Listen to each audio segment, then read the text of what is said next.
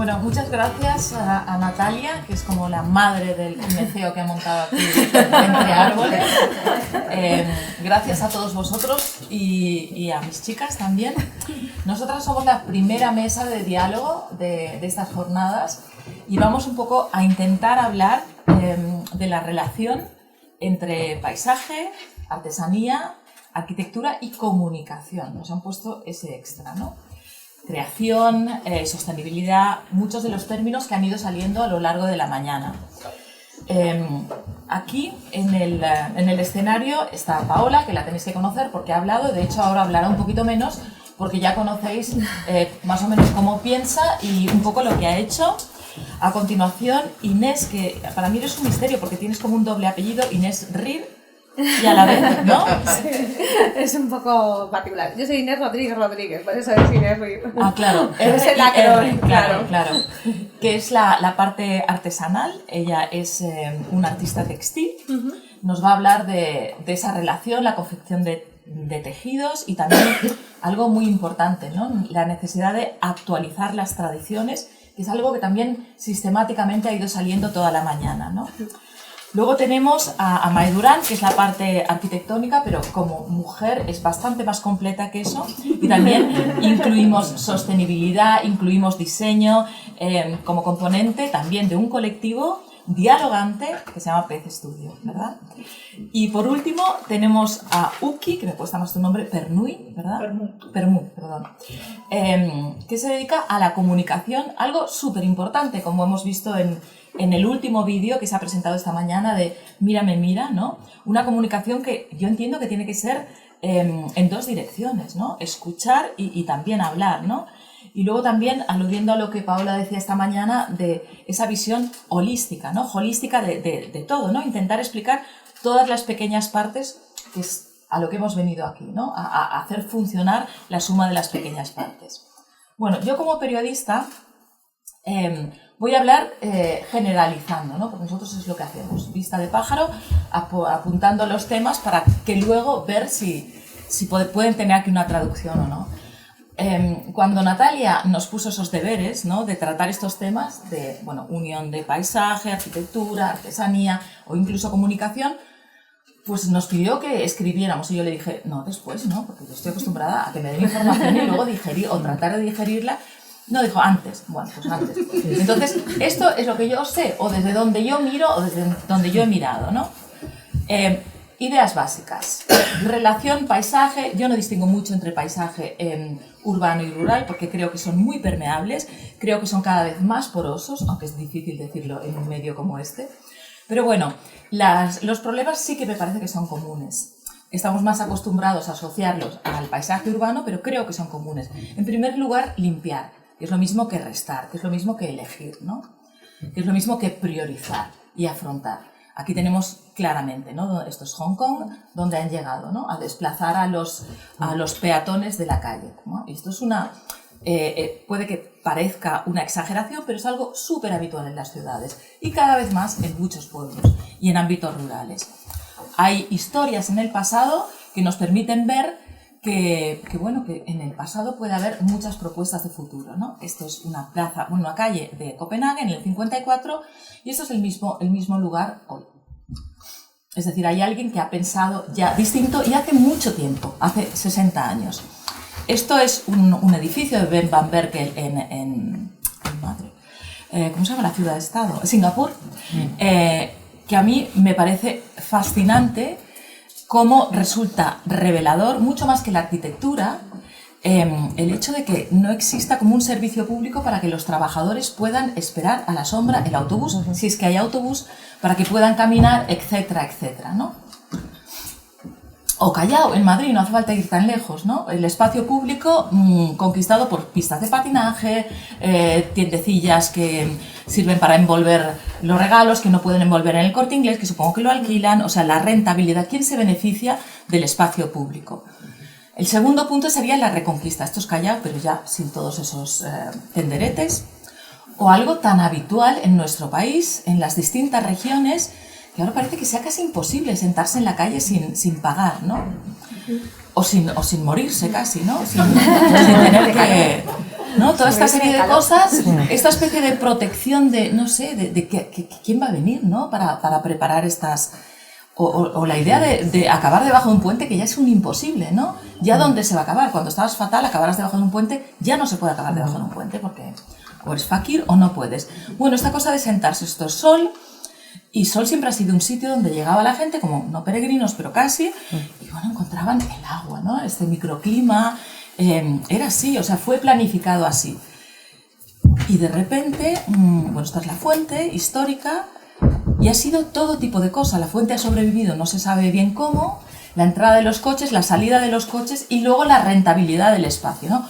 Por no hablar de la rentabilidad, que es muchas veces hacer obras pues para objetivos poco claros por parte de los ayuntamientos, ¿no? Siempre toda la ciudad levantada, que la ciudad siempre es un lugar de cambio, quien dice la ciudad dice los caminos, ¿no? Pero sin entender cuál es la mejora. Como ciudadanos tenemos, no es que tengamos derechos, es que tenemos que exigir para que se da cada mejora, ¿no? Me interesa mucho esta cosa de probar, de ensayar. Esto es el Paseo del Prado vacío durante la alcaldía de Manuela Carmena, y esto es una práctica que se ha hecho en montones de sitios del mundo. Simplemente dejar medio día, un día sin coches, un paseo central en la ciudad. Ver qué ocurre, ver cómo reaccionan los ciudadanos. Cuesta 0 pesetas. O esta idea, este proyecto maravilloso de reconquista de la calle, ¿no? de Bosch Capdeferro en Barcelona, que es simplemente ensanchar un poquito la acera en un sitio que es una especie de cul-de-sac, en el Carmelo de Barcelona, y hacer una acera plaza. Lo mismo, que te puedas sentar en la calle, que te puedas sentar en el camino que reclamaban los peregrinos sin tener que pagar. De momento no se pagan los caminos, pero no sé lo que puede llegar. Curiosamente, este proyecto lo ha traído también Paola, ¿verdad? Es que esto es la aberración máxima de no pensar, ¿esto qué es, campo o ciudad? ¿Qué demonios es esto? Esto es codicia, esto es pura avaricia. Construir barato al lado de un cementerio, aquello que ardió, por cierto, es un cementerio de neumáticos. Si es que es hasta bonito el nombre, ese seña, sí, del Pocero, ¿no? Entonces esto es que también piensas qué educación, qué mentalidad tienes que tener para comprarte un piso ahí, porque es que lo estás viendo. O qué inocencia de dejarte engañar de lo que vendrá después. El problema es que esto no es solo cuestión de un promotor avaricioso, es que también los arquitectos más famosos y la arquitectura más reconocida también se levanta en sitios, fijaros, de Blanca Lleó y MVRDV, no sé. ¿No? En fin, ¿qué es campo, ciudad? ¿Qué es esto? Los límites, ¿no? Os decía lo de los límites cada vez más poroso. Nosotros en el periódico, yo trabajo para el periódico El País, cada año hacemos un especial EPS, El País Semanal, dedicado a ciudades, pero en realidad cada vez es más verde, no más pintado de verde. O sea, cada vez somos más conscientes de la necesidad de hacer permeable los dos ámbitos, de no crear esta oposición. No creemos en esta oposición, ¿no? Hace 3 años hicimos el primero, que se tituló La renaturalización de las ciudades, ¿no? Con toda esa idea del verde no decorativo, el verde sano, ¿no? El verde como cuestión de salud, ¿no? O esta otra cosa, ¿no? Encerrar, casi ahogar a los parques, ¿no? Ni uno ni otro, hacerlo más poroso. Y proyectos maravillosos, ¿no? Esta idea de renaturalizar que os decía, esto, por ejemplo, es un proyecto, también Paola ha hablado de los parques inundables, ¿no? Que son, pues, todos las márgenes de los ríos, cómo se han recuperado una vez que los ríos están saneados, son paseos maravillosos. En toda España, este proceso también lo sacamos en el periódico, se han ido reconquistando como parques casi todo el año y preparados para una inundación que antes solía ser anual y ahora muchas veces no ocurre o está regresando. Bueno, estas imágenes del mismo parque de Alba y Jover, y cómo estos parques van creando a la vez senderos, caminos, como extendiendo, ¿no? Ramificándose, como la idea de algo bueno que también se puede extender, ¿no? Un hilo de plata. O lo mismo en la naturaleza. Esto es un vertedero de Garraf, cerca de Barcelona, reconvertido en un sitio maravilloso por unos arquitectos que se llaman Valle y Roch. Ellos pensaron a largo plazo, nada legislativo de 4 años. Es como cuando se piensa el paisaje se tiene que pensar a 10 años vista, ¿no? Pues lo mismo con estas intervenciones a 15 años vista, a 20 años vista, más allá de tu propia muerte, ¿no? Un sistema de tratamiento de residuos que la propia basura se iba convirtiendo en el soporte de lo que terminó siendo esto, que es ya hoy en día un antiguo vertedero convertido en esto. Yo creo que estas son ideas que abordan los problemas que tenemos, porque no toda España ni todo el mundo es como la parte rural de Galicia, ¿no? Entonces todo esto existe y además ha de poder convivir, ¿no? Esto es una performance, hablando de arte, en una fuente de Portugal, pero a mí me recuerda mi infancia, ¿no? O esta cosa que vi en Colombia, ¿no? En Medellín. Y yo veía esto y pensaba, es que esto ya no pasa en donde yo vivo, por lo menos, ¿no? Mi hermano jugaba en la calle, ponía multas a los coches, o sea, salía. Los niños ya no están en las calles. Lo mismo en los paseos, en los caminos. Imaginaos que se aterrorizaran en los caminos. Y esto es una imagen de las afueras de Estocolmo en los años 60, que es exactamente esta idea que a mí me interesa mucho de ver cuánto futuro puede haber en el pasado, sin nostalgia, simplemente aprendiendo de la experiencia, ¿no? Y bueno, y la última propuesta, lo que decía Natalia antes, de relacionar todo esto con la artesanía, con la creatividad. A mí me parece que tenemos que salir de la idea que la creación, la creatividad es una castaña puesta en una rotonda, ¿no? Una cosa de un primo de un alcalde puesto allí, no, esto no es así, ¿no? Hay muchas ideas. Esta, por ejemplo, fijaros, es la idea de estas partículas que si se cargan de energía con el sol, por ejemplo, y luego son la iluminación del camino, mucho más bonito, que permite ver las estrellas, ¿no? Que las estrellas en las ciudades casi no se ven. Es de un artista, es que no se sabe, es esta figura puente, ¿no? Entre la artesanía, entre el diseño también, y entre casi el paisajismo, ¿no? Porque este señor es casi un ingeniero, ¿no? Que se llama Dan Rosegarde, es holandés. O esta idea de abordar las maravillas de la naturaleza, que tú dices, ¡qué horror! Yo por ejemplo, con mis prejuicios, cuando me llegó esta información, pensé, ¡oh, qué salvajes! El antiguo volcán le han hecho una escalera, ¿no? Es que ya no se pueden... Luego pensé, ¡qué bien hecha la escalera! Pensé, porque es que lo salva. En el momento en que está la escalera, la gente utiliza la escalera y no empieza a erosionar todo el volcán, ¿no? O sea, lo bonito de todas estas iniciativas es cómo nos desprejuician.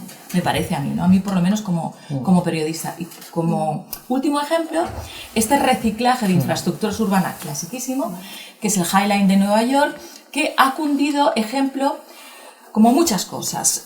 La participación de la que hablaban padres. O sea, esto es un proyecto impulsado desde abajo. Un señor que se murió, que quería un parque alto, se convirtió en un paseo tan exitoso que provocó otro de los problemas que causan mejorar las cosas, que es la gentrificación. Es una cosa que os tenéis que plantear. No sé cómo se llamará aquí. Se llamará igual. Vale, pero es que claro, si estáis hablando todos de los paisanos y de qué tal que se queden. Pero claro, si de repente les van a mejorar todo y se van a tener que ir porque no van a poder pagar el café en el bar o su propio alquiler, pues es que no sé. O sea, yo no entiendo la mejora de todo esto sin una legislación que la acompañe. Me parece... Y bueno, y esto se convirtió en un ejemplo hasta tal extremo que la propia arquitectura, esta es la trasera del Whitney, de Renzo Piano, del nuevo Whitney, aprendió de él, ¿no? Con esa especie de terrazas y esa especie de manera de relacionarse con la ciudad. Bueno, desde todos estos puntos de vista generalistas, me gustaría que escucháramos a las otras compañeras lo que tengáis que hablar, toma esto, y luego pudiéramos empezar a hablar. Os recuerdo que Inés Rodríguez es la artesana del grupo, es una artista textil. Bueno, muchas gracias, Ana. Yo quiero dar las gracias también al equipo de Lugares por invitarme. Ha sido, desde luego, está siendo una experiencia fantástica que siento no poder continuar mañana, pero me queda una pena tremenda porque hay muchísimo conocimiento, muchísimas ideas y mucho que aprender, con lo cual... yo que soy muy curiosa, me parece fantástico, así que agradecer al equipo Lugares todo el trabajo y, como dice ella, sobre todo el cariño y el mimo con el que está preparado el proyecto, así que creo que va a ser un éxito solamente porque cuando las cosas se le pone mucho cariño siempre sale muy bien, así que enhorabuena.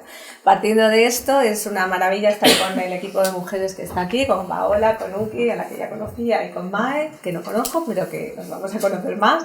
Y voy a contaros un poco mi experiencia desde el punto de vista, yo soy artesana textil, tengo un taller en Allariz, estoy en el medio rural y en el camino, así que yo creo que ellas consideraron que yo tenía todos los ingredientes para hacer una exposición de lo que es el trabajo desde el punto de vista de la artesanía, con una visión de emprendimiento en el medio rural como mujer y con un camino que yo aquí, lo que primero quiero contaros es que para mí no existe y pasa al lado de mi taller. O sea, yo tengo el camino a 10 metros. La Rúa de Hospital, que pasa paralela a mi taller, es Camino de Santiago y yo no veo a los peregrinos, no existen. En la zona sur de Galicia los peregrinos no están.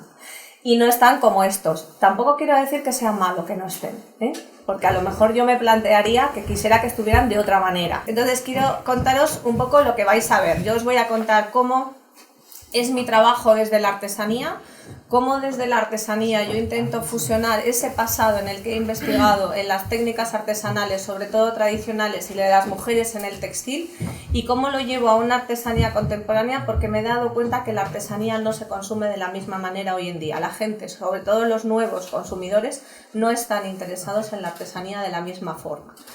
Entonces hay muchas vertientes de artesanía. Yo trabajo una artesanía más contemporánea, una artesanía más artística y también una artesanía que intento que tenga un poco de mensaje, ¿no? Que como vais a ver, yo en los textos hablo de paisaje de ida y vuelta. El paisaje me influye a mí, pero yo se lo devuelvo a las personas de otra manera. Entonces para mí es muy importante el paisaje, el lugar donde estoy, cómo me influye el paisaje, mi trabajo con referencia a la investigación de la artesanía, pero sobre todo las personas a las que van dirigidas mi trabajo. Creo que es importantísimo hoy en día no perder de vista a las personas, ¿no? Lo que estaban diciendo antes todos, ¿no? Que la gente no se vaya de sus lugares, que la gente no se vaya de sus espacios, que los diseños que hagamos mejoren la vida de la gente. Para mí eso es absolutamente fundamental. Y fundamental en el medio rural, como veis, empiezo con esta diapositiva, que es un poco uno de mis proyectos, que es Morno, que yo siempre titulo a mis proyectos, aunque soy castellano hablante, también gallego hablante, menos, pero mis proyectos también tienen que ver con el lenguaje, ¿no? Entonces siempre intento que mis piezas lleven un nombre gallego, un nombre que tenga que ver con todas las colecciones, sean aquí o en otro lugar, tienen un nombre en gallego, un poco por también esa identificación con el lenguaje, porque para mí morno es una palabra gallega que no entiende nadie del otro mundo, pero yo se lo explico, no hay ningún problema. Y en las piezas lo ven, ¿no? Creo que esto también es importante, ¿no? El tema de la cultura también a través del lenguaje y de las cosas que nos identifican. Mi taller es como veis, trabajo piezas, colaboraciones, se llama Ridicó porque yo empecé colaborando con otras personas y... Esto es laterales. Claro, entonces yo empecé colaborando con otras personas, por eso se llama Ridicó, no porque fuese grande, sino porque siempre era Inerrid y colabora con. Entonces yo al final dije, bueno, pues nos quedamos con este y que venga quien quiera para colaborar, ¿no? También le llevo un proyecto de internacionalización porque nuestro taller está intentando buscar el camino de internacionalizar. Ahora. También hago formación y consultoría para personas en escuelas de diseño y de moda, recuperando los saberes tradicionales para acercarlo a los nuevos diseñadores, porque creo que es muy importante que los nuevos diseñadores conozcan técnicas tradicionales con las que poder trabajar. Y finalmente también hago investigación en textil, sobre todo con productos, reciclaje y ahora mismo también proyectos de emprendimiento para ayudar a otras personas a que se instalen en el medio rural, en diferentes zonas de Galicia, pero también fuera de ella, ¿no? Este es mi taller y es la primera referencia en relación con la arquitectura, ¿no? Yo reformé una casa tradicional antigua, gallega, y la arquitecta que me la hizo, que es una arquitecta de Orense, un estudio de arquitectura de Orense, yo procuro trabajar siempre en local, con lo cual 2D Arquitectura reformó nuestro taller, que era la mitad de una casa, o sea, lo que estabais comentando antes, ¿no? De la finca, bueno, pues yo tengo la mitad de una casa. Y son 3 plantas, que es donde está el estudio, está protegido por patrimonio, porque es una casa de 1890, y el balcón lo tuvimos que dejar igual, y las piedras de fuera son muralla de Allariz, o sea, que imaginaros, muralla medieval. Todo el contenido con el que yo ya arrancaba, ¿no? Con el que yo ya partía en mi taller. Mi taller tiene un espacio de abajo que es una tienda, en la parte de arriba, que es esta que estáis viendo ahora, es el taller. Decidimos llevar adelante con la arquitecta la hibridación entre la artesanía y la propia arquitectura. Donde veis la pared de lana, ahí había una pared de madera antigua. Era una pared que separaba el alpendre, que era donde se guardaban los alimentos. Los alpendres los mantuvimos. El constructor, os he de decir, que nos los tapió en un descuido con cal y con remoco y no sé qué, y nos dijo que eso no se podía dejar. hicimos que se quitase y mantuvimos toda la estructura de la casa. ¿Por qué? Porque es absolutamente necesario que tengamos ese tipo de casas visitables por otras personas y que conozcamos desde mi punto de vista cuál es nuestra cultura. Y al mismo tiempo para mí como emprendedora era un valor, porque tenía un espacio único que la gente visita y que iba completamente acorde con mi actividad. Entonces, eso de trabajar, como decía ellas, ¿no?, con el local o con la persona con la que se diseña o con la que se trabaja desde el otro lado, para mí fue absolutamente fundamental, porque el arquitecto tenía que entender que era un espacio de trabajo y que ese espacio de trabajo tenía que respetar esa cultura y llevar mi seña hacia lo que es el nuevo diseño, ¿no? Esta es la parte de fuera, tenemos una puerta basculante, porque como es patrimonio se abre, no teníamos escaparate, entonces resolvimos y tenemos una puerta que se cierra sobre la propia y sin tener, el color es el original, porque investigamos si el color, aunque es el color corporativo de mi taller, en esas puertas antiguas, cuando levantamos la pintura, descubrimos después con un estudio que había unos estudios de colores de puertas tradicionales en Galicia y este color era tradicional, aunque también lo puedes descubrir en Alemania o en Noruega, y es que los colores tradicionales de las casas de muchas zonas europeas eran estos. Toda la gente se sorprende, me dice, ¿qué vanguardista? Le dije, pues no, es tradicional. O sea, a veces no conocemos las cosas que son tradicionales, ¿no? Ahí podéis ver la pared del taller y cómo ha quedado con todos los elementos de trabajo absolutamente tradicionales, porque yo utilizo todos los elementos tradicionales en el taller. Esa es la parte de donde están los telares. En la parte de arriba hay una zona más moderna que no es visitable, que es la oficina. Y veis un poco cómo ha sido el acondicionamiento de una casa tradicional muy parecida a esta, pero convertido en un estudio y un espacio de trabajo agradable y visitable para el público. ¿Cómo me influye a mí el paisaje y el camino? Que es otra de las cosas en las que estamos hablando. Bueno, pues para mí la inspiración del paisaje es, como decía antes Paola, ¿no?, un espacio donde poder inspirarse. Bueno, pues es esto, de una manera natural. Los conceptos y los valores que a mí me traslada el paisaje, también el elemento del agua, que en Galicia es absolutamente fundamental como fluido, como vida, como elemento de vida, el propio territorio en sí mismo, con el paisaje que tenemos alrededor, ¿no?, espacios abiertos, pero también muy cerrados en el tema del bosque, cómo nos acoge, ¿no? Tenemos un paisaje que es muy dulce, ¿no?, un paisaje redondeado, un paisaje donde los árboles son como muy suaves, ¿no?, y creo que eso influye en todo mi trabajo. El arte y la artesanía, que para mí están como muy al mismo nivel y pueden dialogar perfectamente entre uno y otro.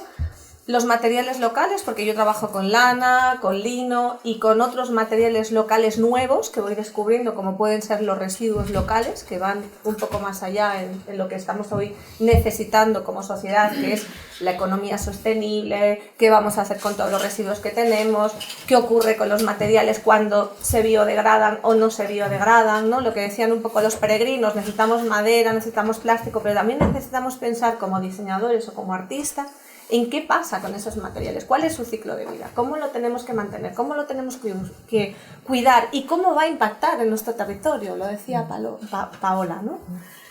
La cultura, fundamental. ¿Qué transmitimos? O sea, ¿qué recibe la gente cuando yo llevo esta pieza a París o cuando yo llevo esta pieza a otro lado? Es seña de identidad. O sea, yo les cuento cómo es mi territorio, cómo es mi zona, cómo es mi Galicia a través de las piezas, ¿no? Una Galicia redondeada, suave, y luego un vínculo completamente y un trabajo de ida y vuelta entre la tradición y la innovación. Creo que no son para nada incompatibles. Y esto es un tejido que lo demuestra, es un tejido tradicional con un ligamento antiguo que se llama repaso bello, que se hacía antiguamente en Galicia, muy antiguo, y combinado con un tejido de fibra óptica que está registrado en la Oficina de Patentes y Marcas como nuevo diseño industrial. Y no creo que sea absolutamente incompatible, se puede utilizar para arquitectura, para domótica, se hace en un telar tradicional y ambas disciplinas pueden dialogar. Esto es una lámpara que hemos realizado ahora hace poquito, que ha estado en París, en Maison Noger, y es una lámpara que está inspirada en el fenómeno de Ardora. Es un fenómeno que en Galicia vemos muy raramente, es una lámpara también muy rara, y está tejida con lino y fibras de madera, que son dos elementos de materiales absolutamente tradicionales en la cultura productiva en Galicia, ¿no? El lino estaba en todos los pueblos, la madera también está muy ligada a nosotros, y en lo que es el mar, ¿no? Cómo tratamos nuestros mares, como un fenómeno de bioluminiscencia que es absolutamente único se puede trasladar a un diseño y llevar una cultura implícita. Os puedo contar como anécdota que cuando... Una cosa, tendríamos que ir abreviando, vale, porque si no, no tenemos... Vale, los caminos creativos, y aquí ya entro con... creo que la artesanía puede responder a los retos tal y como lo habéis planteado antes, ¿no? El bienestar de las personas y constituir un atractivo para el camino y también para el turismo, ¿no? Pero para un turismo que tenga en cuenta la sostenibilidad, las personas y el territorio, ¿no? Creo que el turismo es una cosa que es muy interesante, pero el artesano puede aportar esta parte. ¿Cuáles serían los objetivos? Pues la artesanía y el diseño, producto seco, investigación en materiales, impacto social, tradición y nuevos diseños, y que también alguien comentó como José Manuel, ¿no? El turismo cultural y de experiencias, ¿no? Estas experiencias únicas que pueden venir a través de la gastronomía. Este es un diseño que hemos hecho con Javier Olleros, donde se puede hibridar de una manera diferente la artesanía y la cocina, también con una revalorización de residuos, porque tenemos una manta de fibra de proteína láctea inspirada en nuestra cultura agrícola o en la ganadería, que esa también forma parte de nuestro paisaje, donde te pones a pensar qué pasa con esa parte de los residuos de la ganadería o de la producción láctea que no son aptos para consumo humano, y sale un producto de innovación, ¿no? Luego también esto es una residencia que hice en la Ciudad de la Cultura con Uki, donde la arquitectura también puede servirnos a nosotros, a los artesanos y a los artistas, para mostrar a la sociedad cómo vemos nuestro paisaje, cómo vemos nuestra cultura, ¿no? Esto está basado en la arquitectura de la Ciudad de la Cultura, que es un elemento también muy potente para la gente que nos visita, y donde se hizo con residuos textiles, hojas, residuos agrícolas, plantas de maíz, etcétera, etcétera, una investigación en una vuelta a nuevos lenguajes, o el plástico, ¿no? Esto está en la playa de Bayo, lo hicimos en una comunidad donde es una playa que se recogían residuos, lo hice en un trabajo colaborativo también con personas con discapacidad, y entre todos construimos, como decía alguien también, una pieza en comunidad que está en la playa y recuerda a la gente: tienes que mantener limpia tu litoral porque te tienes que bañar allí, ¿no? También la identidad territorial tiene que ver con el arte, ¿no? Son piezas que, como os decía, tienen que ver con el agua, con los productos que pueden ser de más calidad, que pueden ser estos que reclaman los turistas, inspirados en este caso en el río Miño y en el agua también. Y ya para casi finalizar, el turismo sostenible. Así no, esta es ya la última.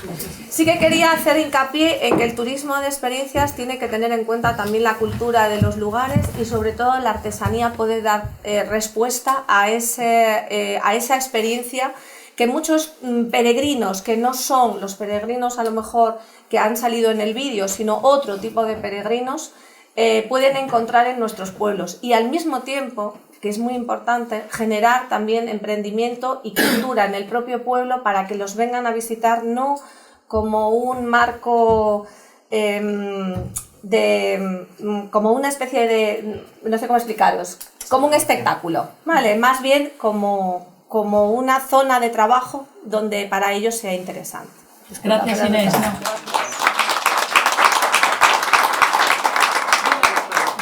Yo os voy a pedir a Mai y a Uki que sinteticéis muchísimo, 5 minutos. Es que si no, no vamos a poder tener diálogo, o si no, que elijáis, ¿no? Yo entiendo la pasión cuando algo os gusta mucho, pero si no tenemos síntesis no habrá diálogo. Bueno, nada, muchas gracias por la invitación, por estar aquí. Estoy súper contenta de formar parte de esto. ¿Se oye muy bajito? Sí. ¿Ahora se oye mejor? Sí. Vale. Bueno, yo soy arquitecta, trabajo en un entorno colectivo, somos un equipo de mujeres arquitectas que estamos en Madrid y en Bilbao, y que estamos especializadas en procesos de diseño, innovación social y generación de conocimiento hacia la transformación de nuestros hábitats. Nuestras formas de trabajar provienen de la innovación acción. Todos los procesos los centramos en las personas usuarias, siempre en armonía con su entorno, intentando generar modelos de convivencia y de interacción social como distintos, ¿no? Nuestros entornos de trabajo también son un poco reflejo de nuestras metodologías. Trabajamos en entornos donde se conjugan como muchas disciplinas, ¿no? Existen algunos de ellos, no voy a entrar a explicarlo. Gracias. Y nada, y quería contar nuestra práctica a partir de un marco de trabajo desde el que desarrollamos estos procesos de ecodiseño, que es entornos bióticos. Es un marco de trabajo donde ponemos en marcha procesos de ecodiseño para generar hábitats más sostenibles y más inclusivos a partir de imaginarios colectivos donde predomina la naturaleza, donde predominan las formas o las técnicas de construir que son más, que se mimetizan más con el entorno y que utilizan materiales naturales, y también ponemos en valor como las perspectivas sociales. Hay dos preguntas que están enlazadas que pretendemos responder a partir de este marco de trabajo, entornos bióticos porque ponemos en el centro de los procesos el capital vivo, ¿no? Lo vivo de nuestro entorno. La primera pregunta sería, ¿cómo sería un espacio público, por ejemplo, diseñado por las personas usuarias, ¿no? Y la siguiente pregunta que nos hacemos es, ¿sería el resultado de ese ecodiseño un espacio que cuida a las personas y también al medio ambiente? Nosotras creemos que para que la respuesta sea afirmativa, porque desde luego desde entornos bióticos creemos que sí, que lo sería, es muy importante definir como las formas de hacer, los cómo, para que los resultados y los qués realmente puedan responder a los retos que afrontamos, ¿no? Lo que hacemos desde entornos bióticos es mirar como al espacio sobre el que intervenimos como si fuera un organismo vivo. Un organismo vivo donde conviven un montón de agentes, humanos y no humanos, entre los que se producen intercambios que si miramos hacia el conjunto de todos esos intercambios como si estuvieran interconectados, se pone en crisis el impacto que tienen estas intervenciones sobre los entornos y sobre el territorio y a su vez también sobre las prácticas que tenemos en el día a día, ¿no? Para contar un poco las aproximaciones o algunos conceptos que nos ayudan a definir estos procesos de ecodiseño, que somos los que desarrollamos sobre todo en el espacio público, que nos parece el espacio pertinente para generar estos aprendizajes, nos parece fundamental, por ejemplo, ¿no?, que ya se ha comentado en otras presentaciones, que existan saberes híbridos. Nos parece fundamental que se incluyan saberes de diseño, saberes sociales y saberes ambientales, también saberes más experienciales, ¿no? Porque desde cada disciplina o desde cada saber se pueden integrar criterios y técnicas que lo que hacen es poder componer como saberes que afronten la complejidad del reto de generar un espacio público que sea, pues eso, ¿no?, como más inclusivo y más sostenible. También es muy importante, creemos, a la hora de afrontar estos procesos de ecodiseño colectivos en el espacio público, que haya una mirada multidimensional. Nos parece fundamental que exista esta mirada ecológica, ¿no?, esta mirada que intenta que esa intervención mantenga el equilibrio entre los agentes y el entorno. Nos parece también muy importante la mirada feminista, que es esa mirada inclusiva, esa mirada que cuida, ¿no?, el entorno. Pero también nos parece muy importante la mirada colaborativa, ¿no?, en red, de que nosotras actuamos más como agentes mediadoras, ¿no?, como un agente más dentro de estos procesos, ¿no? Y nos parece que toda esa red tiene que estar integrada en estos procesos de ecodiseño. También nos parece muy importante la mirada de código abierto, es decir, que estos procesos de aprendizaje no sean cerrados, sino que todas las conclusiones que se generen se puedan compartir y se pueda evolucionar el contenido de estas, ¿no? Y por último, una mirada que también nos parece clave es la experimental, porque de esta forma, ¿no? Conjugando como todos estos elementos, se puede generar estas formas de hacer diferentes. Otra...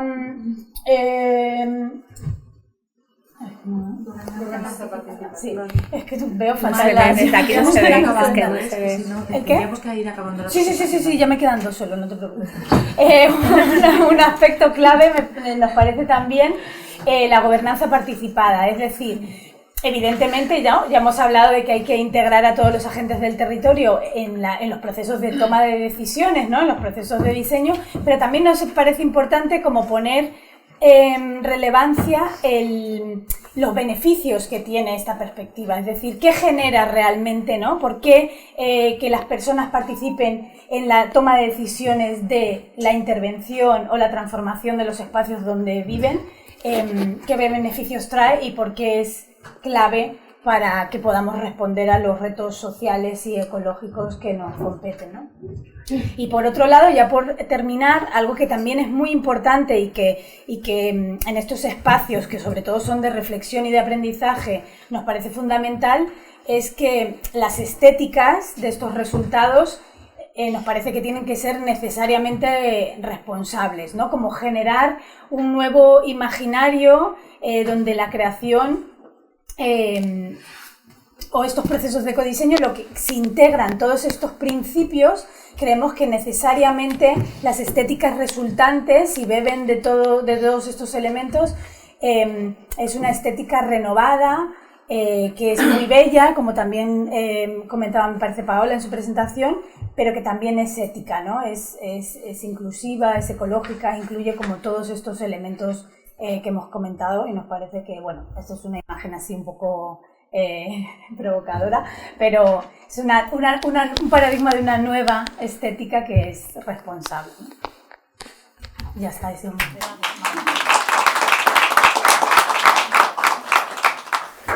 Yo sí, pero os digo solo porque cuando estamos hablando, todos nosotros estamos apasionados, no nos damos cuenta. 10 minutos, ¿a qué piensas que has hablado menos? ¿10? Sí, hay que controlarlo. ¿Vale? Por eso, que si no nos queda tiempo. No sé. Gracias, Suki. Ser como la presión. Más bien voy a hacer titulares. Y bueno, primero uno de imagen mental, porque tiene que ver con lo no palpable, con la transmisión de los lugares. Y es que cuando tenía 9 o 10 años nos llegó a casa una foto de mi tío de Brasil, que lo llamábamos así, el tío de Brasil, aquí es lo normal. Y esa imagen tenía a mi tío bajando de un descapotable azul con unas mujeres en bikini, con unas gafas enormes, eran los años 70, aquí en Galicia era invierno, gris, negro, casi oscuro. Y entonces a mí esa imagen de mi tío, sobre todo me quedé y con una imagen de los 8 años, o 9 años que tendría, con los edificios que había detrás. Unos edificios modernistas, blancos, con unas barandillas maravillosas. Y esa imagen perduró de forma inconsciente en mí hasta que hace muy poco decidí ir a Brasil a ver si existía esa imagen o me la había imaginado yo. Porque yo preguntaba en casa y nadie sabía de esa fotografía. Me sonaba un poco pues de aquella, mi tío se debió de casar, bueno, en fin, que me fui a Brasil. Después de una semana hablando con mi tío de esa imagen y de muchas más, me vine con otra mucho más interesante, y es que él, hablando sobre la memoria y la imagen y los lugares de la memoria, recordaba que las noches eran mucho más negras y la luna era luna. Y esa imagen de la noche negra con una luna brillante me llevó a hacer una pequeña pieza, sobre todo de cómo partí y a dónde llegué, ¿no? Y esto es para reflexionar sobre cómo transmitimos los lugares en donde pasamos, ¿no? Y hablando del camino, por ejemplo, yo me imagino a la cantidad de imágenes que debemos de pasar, y ahora de vídeo, sobre ese lugar que transmitimos, ¿no? Cómo transmitimos ese lugar que transitamos. Y ahí voy a ir a la segunda imagen, y es que a la llegada del camino, que es la Catedral de Santiago, la Plaza de Obradoiro, en el 2018 estábamos de pleno en una campaña que se llama En Negro contra las Violencias, que a lo mejor la gente de aquí lo puede sonar, Compostela en negro, Palas de Rey en negro, etcétera, etcétera. Fue toda Galicia en negro en una acción contra las violencias machistas. Además, es una acción que realmente sí que esta es media, en el sentido de que quien la hace es la gente. Yo la empecé, y lo que soy un poco de mediadora para seguir diseñando elementos que puedan gestionarse a través de los diferentes lugares y que además allí se transforman y se acomodan a esos lugares, ¿no? Pues digo, en 2018, en plena, con esta acción de Negro contra la Violencia, propongo crear un triángulo en la Plaza de Obradoiro. Aparte de los problemas de ciudad histórica, que ya podéis imaginar lo complicado que pudo ser, es efímero, obviamente, ya no está, fue durante un mes, o 15 días, un poco más de 15 días. Y lo que me gustaría contaros es lo que sucedió en este triángulo. Este triángulo, por un lado, era informativo, porque así nos lo estaban solicitando distintos colectivos, pero sobre todo era participativo. Dentro, lo que hacíamos era recoger aquellos deseos o críticas sobre el tema. Así que confluyeron en estos lugares tanto la ciudadanía de Santiago como la gente que llegaba a este lugar, que es obviamente pues, un lugar de tránsito y de llegada, de meta del Camino de Santiago. Pero al final resultaba que también era un lugar de refugio y un lugar en el que sucedieron muchísimas cosas, como por ejemplo se llenó de miles y miles y miles de papeletas de gente que nos escribía pues esos deseos, ¿no? Un poco, la idea partió de ese árbol de los deseos que llamaron de Yoko Ono, que conocemos, que a su vez ella se inspiraba en habitáculos antiguos en donde los indios incorporaban entre las maderas estas informaciones, estos deseos, y a mí me pareció muy interesante cómo investigar o cómo pensar y cómo hacer participar a la gente que llega a Santiago, se encuentra con un triángulo y que además no tiene nada que ver con el camino, obviamente era un tema, pero que todo el mundo está consciente de la misma situación, ¿no? Vengas de donde vengas. De hecho, había mensajes de Japón, de todas las partes del mundo. Este es un colectivo de arte que utilizó para hacer un performance durante todo un día leyendo esos mensajes. Y lo seguimos utilizando. El año pasado se volvió a instalar en Pontevedra también para otro colectivo, Gráficas en Negro, un colectivo de colegas, además diseñadoras, que montamos en Pontevedra, también en el centro, para intervenciones, conferencias, teatros, ¿no? Yo creo que tiene que ver un poco con esas dos cosas, ¿no? De la participación, de la acción, del reciclado, es decir, que es que al mismo tiempo también se convierte en un símbolo, porque cuando llega ya la gente también lo identifica, sabe que es de la acción. Y por otro lado, voy a contar también rápidamente otra intervención, que es el Contenedor de Feminismos, que con Carmen Nogueira y Ángela Caramés, dos artistas y comisaria, creamos este elemento también desde hace bastantes años que nos ayuda a desenvolver la historia del feminismo de forma oral. Y no os cuento más, si os interesa, contenedor de feminismos.org. Y esto es todo.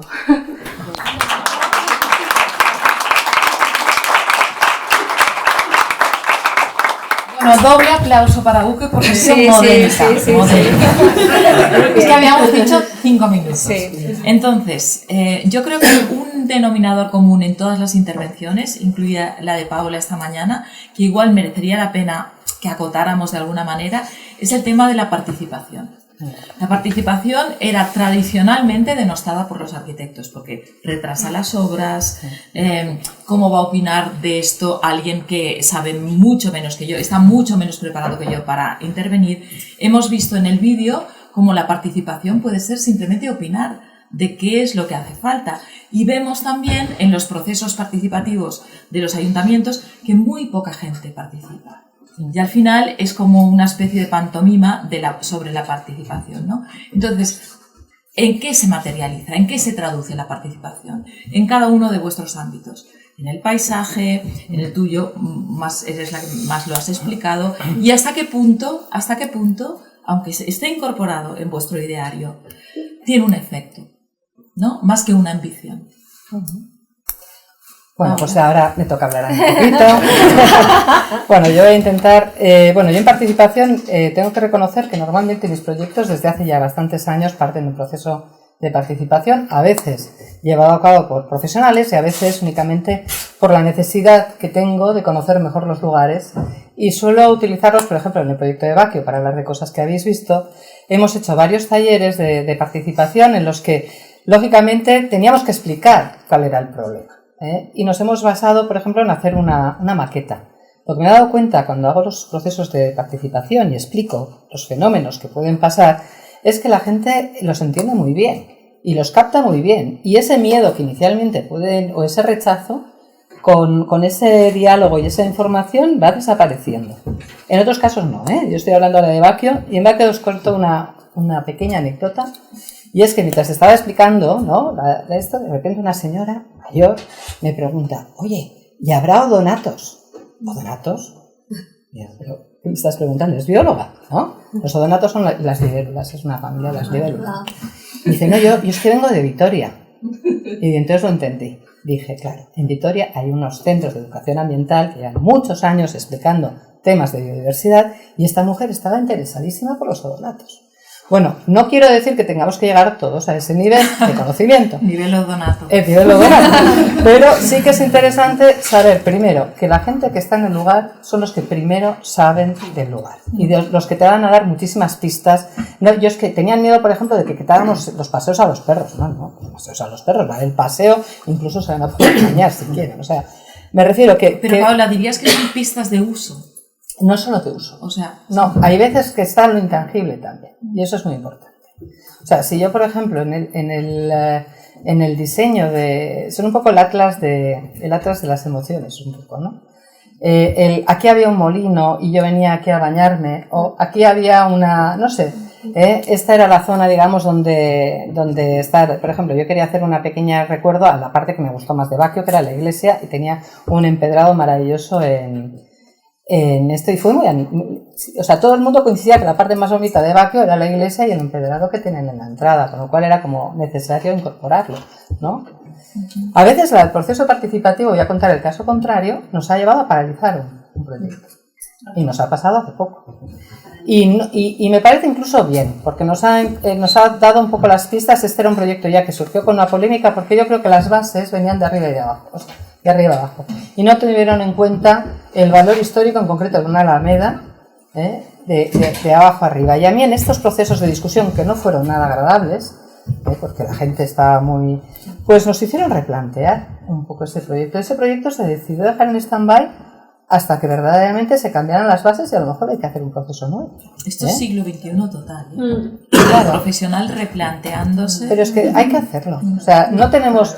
Yo creo que la función del técnico es explicar, ¿no? Lógicamente un arquitecto tiene que explicar, ¿no? Un artesano tiene que explicar, tenéis que comunicar, pero yo creo que hay que ser también humildes para decir: oye, pues a lo mejor me he equivocado. A lo mejor la idea que yo tenía de este espacio, yo vengo desde fuera, ¿no?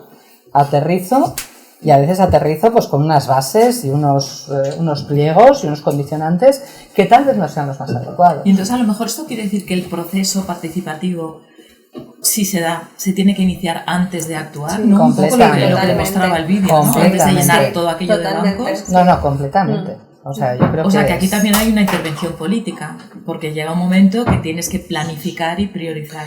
las intervenciones. Desde ¿no? mi punto de vista, yo creo que, por ejemplo, con la artesanía, el proceso participativo pasa por dos cosas. Lo que está diciendo ella, ¿no? Recoger cultura y saberes. Yo recuerdo cuando las colchas, en nuestro caso, ¿no? Las ponían las mujeres en la cama cuando se casaban y tal. Todo eso lo puedes recoger y hacer de vehículo también para llevarlo a la sociedad que está hoy en día, ¿no? Como hace ella, pero a través o bien de tus diseños o bien de la divulgación, porque es una manera también de recoger todo eso y que no se pierda para que otras personas lo puedan disfrutar.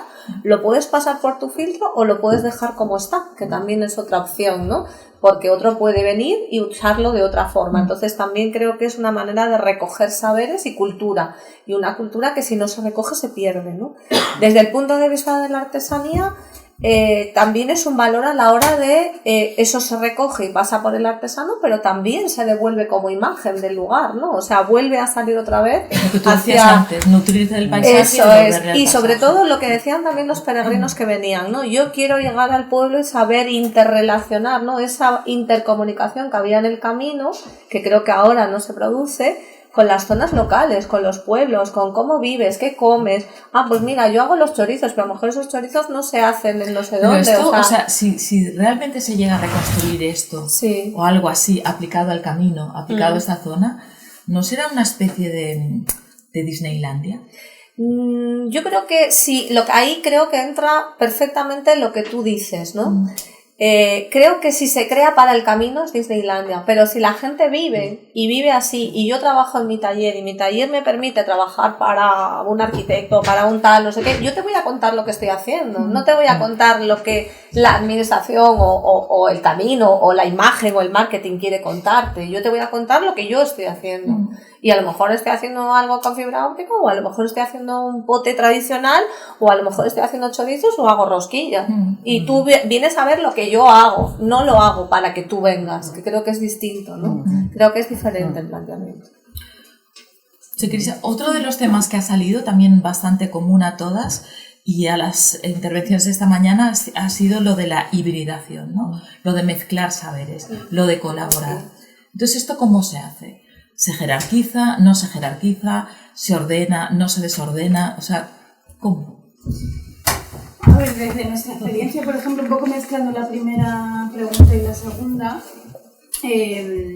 depende, ¿no?, de la escala de la intervención. Por ejemplo, cuando es una intervención con una escala más pequeña o más inmediata, con un proceso como más corto, sí que hay que ordenar mucho el aporte de cada uno de los agentes, ¿no? Porque evidentemente no todo el mundo con su experiencia con su formación puede hacer de todo, ¿no? O sea, como que sí que hay que diseñar muy bien cada agente en qué fase aporta. Entonces, en un proyecto más de intervención, pues tiene sentido pues hacer igual como un diagnóstico, que cada uno aporte un poco los saberes o el conocimiento que tiene del territorio, y luego entra en juego una parte como más técnica, igual en que traduce, ¿no? Es un poco los que tenemos igual como técnicas más de, pues eso, de diseño, más aprendidas, pues igual como es más una labor como de traducción, ¿no? Y yo creo que en intervenciones como de una escala un poco más, ¿no?, con unos procesos más largos, como puede ser la arquitectura, por ejemplo, en nuestro caso, donde más ha cobrado sentido ¿no?, esa hibridación es en la que antes de entrar en un proceso de diseño como más técnico, se elabora hasta las últimas consecuencias, como el que esas personas que van a disfrutar de ese espacio donde se interviene, pues elaboran como una especie de informe donde vuelcan como todo su conocimiento hasta, no sé, decisiones que pueden ser normalmente que se toman por parte de la gente diseñadora o arquitecta, y luego los técnicos vienen como a responder un poco a esas conclusiones que normalmente no se hace así, ¿no? Como que normalmente toda la investigación igual la acumula la gente que tiene más esa formación, ¿no? Entonces a nosotras nos parece que tiene sentido que las personas que tienen una técnica, por ejemplo, como más aprendida, más de formación, pues respondan a esos saberes acumulados que en principio parece que a veces se saltan en los procesos como más, ¿no?, establecidos. O sea, me parece que tiene sentido así. Sí, creo que hay como una doble. Por un lado, si vas a hablar de un tema, lo razonable es ver con quién tienes que hablar, o sea, quién está tocando ese tema, qué información tiene, y ahí pues es, yo creo que donde surge a veces esa diversidad, que es tan interesante, porque son los puntos de vista. Por ejemplo, yo ahora ya puedo aprovechar y cuento un poco más lo de contenedores, por ejemplo, porque es un proyecto en donde nosotros ponemos como un elemento, que lo llamamos el contenedor, que es físico, pero realmente tampoco es necesario, pero sí que activa la participación. Y pues me acuerdo que uno de los que llamamos docuaciones, que son recoger esa información, sobre todo oral, pero también documental, de un tema. Y era en dónde se organizó, porque los movimientos nos decían cosas contradictorias. ¿Dónde se organizó la primera manifestación del Día del Orgullo Gay? En Galicia, por ejemplo. Pues era una información que no existía, así que montamos el contenedor de feminismo y convocamos a gente militante de aquel momento, toda la gente que podía participar, que tenía información sobre ese hecho. Y ahí se discutió. Pues aquí, de repente, claro, después de, no sé, 40 años, empezaron a decir, pues fue aquí, fue allá, hasta que descubrimos el bar donde se gestó ese lugar, ¿no? Eso es muy importante porque es una información que, si no, ¿quién la recoge? O sea, nadie le interesa ese tipo de información. La microhistoria. Claro, es ni siquiera a los propios colectivos a veces, porque no tienen, bueno, ese momento de decir, bueno, porque cada uno está como ya en otro momento, y las cuestiones es, pues a veces tan fácil como poner en contacto a la gente diversa que podía saber sobre esa información, y sobre eso podemos aplicarlo a un lugar, a un acontecimiento, a cómo resolver. Y en realidad estás hablando de la memoria, ¿no? De la construcción de una memoria colectiva con sumas de memorias individuales. ¿Pero eso es posible? Sí. Yo creo que, vamos a ver, nosotros este proyecto de contenedor de feminismo lo queremos editar de baja y no somos capaces. Os lo cuento así. O sea, somos 3 mujeres de ámbitos diferentes. Una artista, Carmen Lobeira, una curator, Ángela Caramés, creo que las dos muy conocidas, y yo del mundo del diseño.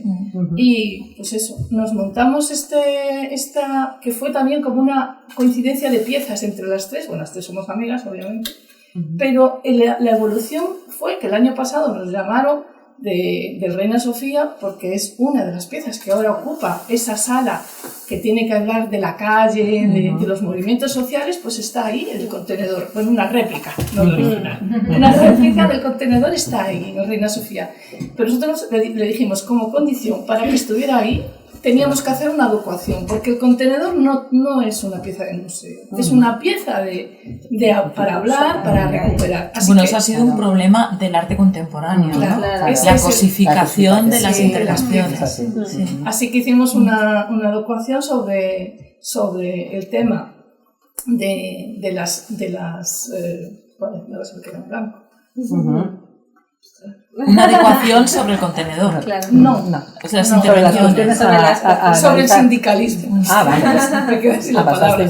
No, sobre el sindicalismo, o sea, sobre las mujeres en el sindicato español, de cómo surgió, cuáles son las primeras. Entonces invitamos pues a las históricas y también a las digamos, las de los movimientos actuales, también para comparar y cómo evolucionó el sindicalismo en España, sobre todo desde la perspectiva feminista. Y fue súper interesante, está todo grabado y documentado en la página del contenedor de feminismo, que es como un archivo, aparte de en el museo, que es obviamente también ahora funciona. Es historia viva, ¿no? Lo que se está dando en todas partes, dentro de las colecciones, dentro de la historia, ¿no? La otra historia. Claro. Eso que no salen en los libros, eso que no se recoge. Todavía. Empieza a salir ahora. Sí, ahora empieza, efectivamente. Pero yo sí que quería preguntarte con respecto a esto de las hibridaciones y sobre todo por lo que comentaba ella, ¿no? De unir a personas con conocimiento experiencial, ¿no? Que no sea tan académico, que probablemente en el mundo rural es absolutamente fundamental.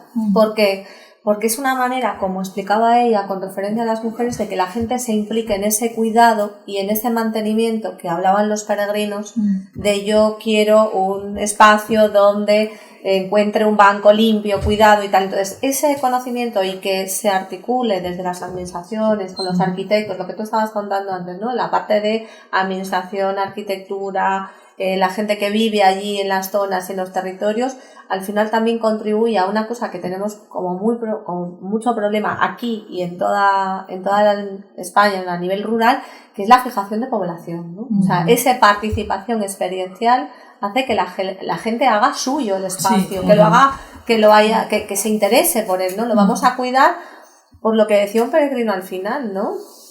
Construir para las personas y no para los que venimos de fuera. Me parece... Hombre, eso es... Es que es básico, porque no vamos a ver si no lo que decíamos antes de Disneylandia, ¿no? Sí, lo que tú decías, pero no ocurre siempre. Y luego esta cosa también de la memoria y de la historia que está por escribir, ¿no? Porque esta cosa que en la historia siempre las mujeres eran las cuidadoras, pues han trabajado siempre encalando, como ha dicho Amparo antes, trabajado en el campo, o sea, han sido cuidadoras además de... Pero todo lo otro también ha existido siempre. Otra cosa es que... Bueno, para acabar y no pasarme yo de la hora que nos habéis hablado finalmente también de experimentar, ¿no? Esta cosa que William Morris llamaba como que necesitaba que los proyectos tuvieran aventura, ¿no?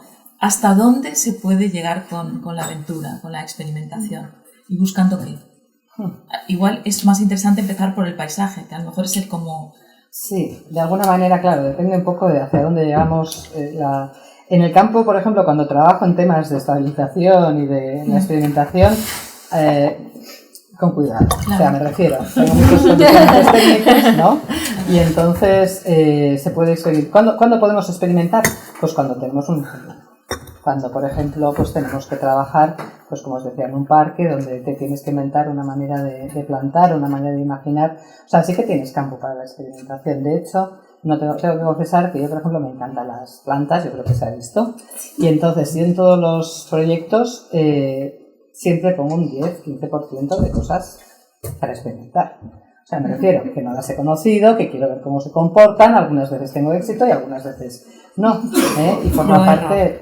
Prueba-error, eso es. Pero en temas más técnicos, la verdad es que no experimentamos demasiado.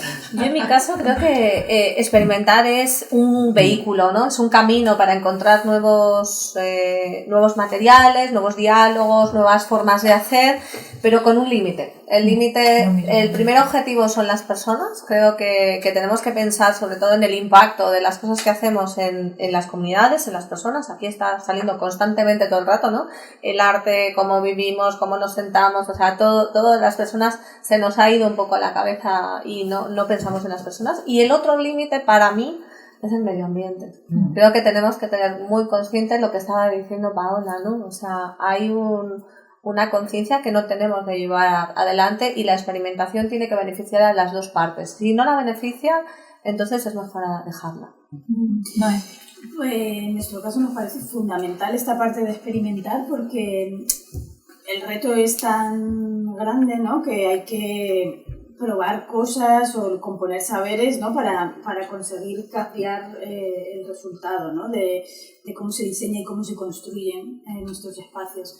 En nuestro caso, por ejemplo, fue fundamental en una etapa en Madrid, por ejemplo, en la que pudimos con la administración pública, o sea, si la administración pública, por ejemplo, te da esa oportunidad de realmente poder experimentar otra forma de diseñar el espacio público en la que, pues eso, todos los agentes están a eso, entonces se puede medir el impacto, ¿no? En este caso, por ejemplo, lo que hicimos fue durante 2 años en un distrito de Madrid, todas las obras de arquitectura y urbanismo pasaban por este prediseño con la ciudadanía antes de salir a concurso las obras de arquitectura, ¿no? Entonces ahí, joder, pues eso sí que era un experimento, ¿no? Con el impacto, o sea, todavía no se ha construido, se medirá qué ha generado que realmente la gente diseñe su biblioteca del barrio, ¿no? Pero bueno, fundamental. Sí, yo creo que en esto, arquitectura y diseño, tenemos es como innato. O sea, si no experimentas... Hay una hibridación, ¿no? Lo que decíamos antes. Lo que sí hay que prototipar, ¿no? O sea, si no prototipas y no pruebas, pues no sigas. O sea, los límites no es que hayan unos límites, sino que es el funcionamiento o la práctica que utilizamos para crear. Nos lo imaginamos, nos lo pensamos y si puede ser eso, a base de contar con la gente que va a necesitar pues ese objeto o ese lugar o lo que sea, y en el momento que lo ideas, luego prototiparlo, ponerlo, validarlo con la gente y decir, bueno, vamos a menearlo bien y darle un poco de espacio, que funcione o no funcione, corregirlo, y yo creo que la práctica del diseño es que es esa. Yo por lo menos lo conozco así, y eso es lo que hacemos. Y una cosa que sí que me gustaría apuntar es que hay zonas o espacios donde a lo mejor es más difícil experimentar y es necesario experimentar, como pueden ser, a veces no se concibe, ¿no? Por ejemplo, en el tema de la artesanía o las administraciones, ¿no? Las administraciones les cuesta mucho experimentar. Y a veces es un camino, como dice Wiki, ¿no? Para prototipar a pequeña escala o ver y tal. Entonces creo que introducir también todos estos conceptos, ¿no? El diseño, la arquitectura, el paisajismo, en lugares que son rígidos o que por sus normativas o por lo que sea, es difícil experimentar, como dice ella, pero que al final generan mucho más impacto del que podemos generar nosotros como pequeña empresa, ¿no? O sea, que una administración haga un proyecto genera mucho más impacto a más personas, ¿no? Entonces creo que... Sí, y a veces parece experimental lo que tú decías antes de tu propia tienda, Sí, ¿no? sí. O sea, lo que en realidad es una reconquista del pasado, ¿no? Una recuperación. Bueno, pues aquí se ha hablado mucho de personas, de medio ambiente, de artesanía, de actualizar, ¿no? Paola ha hablado, nos ha explicado cómo la biología puede actuar como ingeniería, en realidad, antes en su ponencia, y ha hablado de la belleza de lo sostenible, a lo que Mae ha añadido la ética también, además de la belleza de lo sostenible. Inés ha hablado de reconstruir el lugar para hacer hablar el producto, ha hablado de la huella del paisaje en el producto y de la huella del producto en el paisaje, y de esta necesidad de nuevos consumidores interesados en una artesanía más creativa, pero hecha con técnicas, con destreza tradicional, ¿no?